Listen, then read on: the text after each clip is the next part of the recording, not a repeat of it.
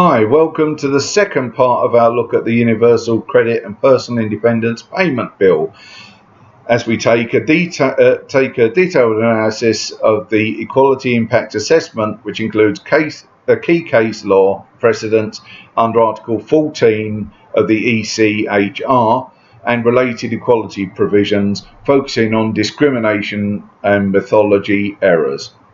I know this video is going to be quite long, but I do hope you stick around to the end because there's a lot of important information being covered. Right, let's get on with it. Under the Equality Impact Assessment, EIA, and the Public Sector Equality Duty, PSED, the STOA regime is a legal risk because internal DWP documents showed no EIA was published before the consultation began.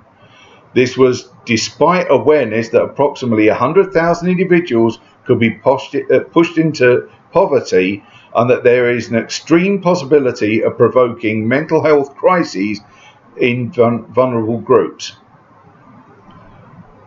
The failure to publish and meaningfully consult on the EIA breaches the PSED requirement to have due regard to eliminating unlawful discrimination and advancing equality.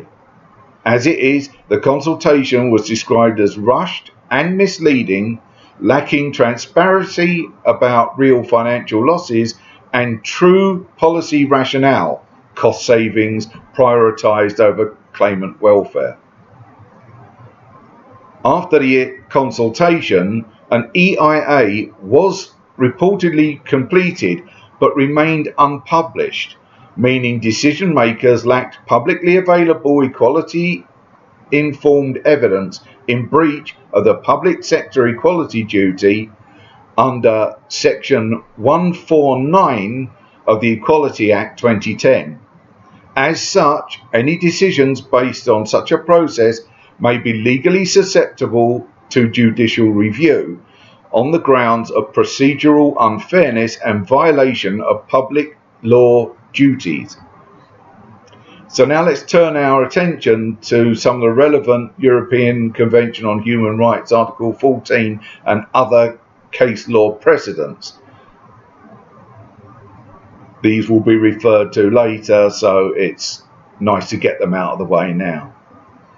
The first case is TP and AR versus SSWP at the Court of Appeal in 2020.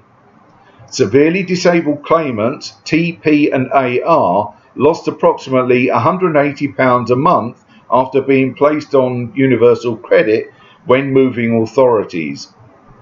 The court found this to be discrimination contrary to Article 14, read with Article 1, Protocol 1, protection of possessions, as they were treated worse than legacy benefit claimants, and there was no objective justification for the differential treatment. Reasoning based on cost savings failed the manifestly without foundation or MWRF test. So the messaging is that cost considerations alone do not legally justify treating disabled claimants less favourably.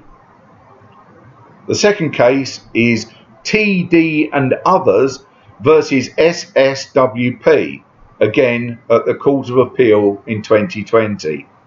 In this case, legacy benefit claimants lost entitlement due to administrative errors. They received UC without transitional protection.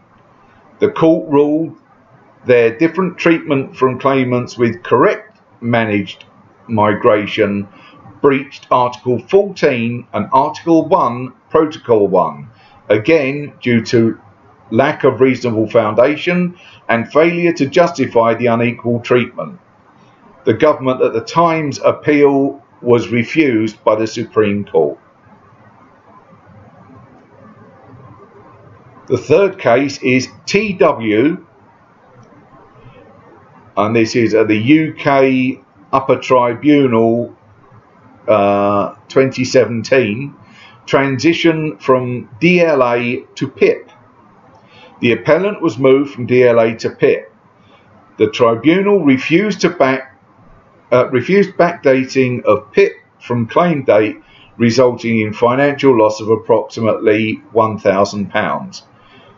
The tribunal, and later the upper tribunal, held this did not breach Article 14 because policy objective was to protect PIP losers from immediate loss, balancing winners and losers.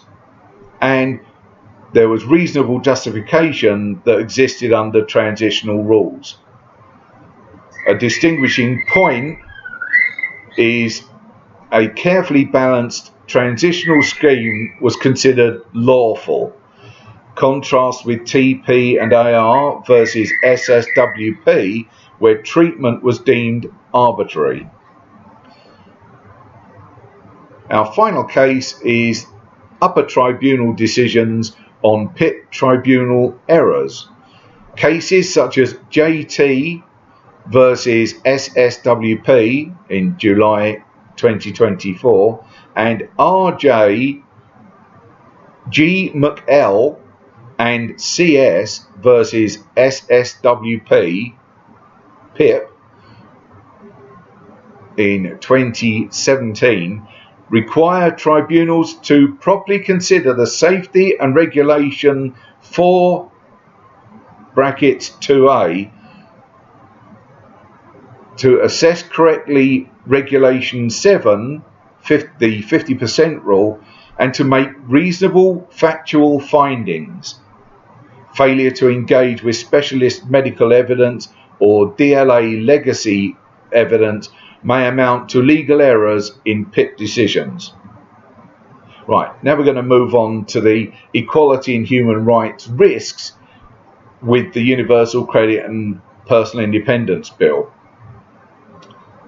The fact is that without a meaningful, transparent EIA, the PSED is not fulfilled, opening up the opportunity for a judicial review to be called. If the bill reproduces a system where new claimants are treated differently from existing ones without objective justification, it mirrors TP and AR versus SSWP and TD and others versus SSWP cases, and could therefore be open to legal challenge. If the new PIP criteria and UC health element changes are applied as irreversible thresholds without individualized assessment, they may amount to unjustified indirect or direct discrimination under Article 14 and Article 1, Protocol 1 of the European Convention on Human Rights as enshrined in the Human Rights Act 1998. If tribunal processes fail to properly consider medical evidence or regulation safeguards, they will be opening themselves up to legal challenges on administrative fairness grounds. So let's summarize. The absence of a proper published EIA and procedural consultation breaches the Equality Act 2010's public sector equality duty and introduces serious procedural illegality. The bill risks repeating discrimination errors as seen in TP and AR versus SSWP and TD and others versus SSWP if new versus existing claimant treatment lacks objective justification. Tribunal level failures in applying PIP regulations could further compound legal risk in assessing individual entitlement. Unless the STAMA regime demonstrates clear, proportionate and evidence-based justification and fixes the current procedural deficiencies, the reforms are vulnerable to successful challenge under both equality law and ECHR jurisprudence. We've now come to the end of our look at the Universal Credit and Personal Independence Payment Bill. But let's just summarise what we've learnt over these two videos before we say goodbye. The STAMA regime is in a legally and ethically precarious situation due to the lack of a published equality impact assessment at the time the bill was being voted on, the lack of a comprehensive human rights memorandum, and seemingly no meaningful engagement with disabled people's organisations. This further compounds the legal and ethical failings of the bill. The STAMA regime's duty under Section 6 of the Human Rights Act 1998 is clear. It must act compatibly with the ECHR.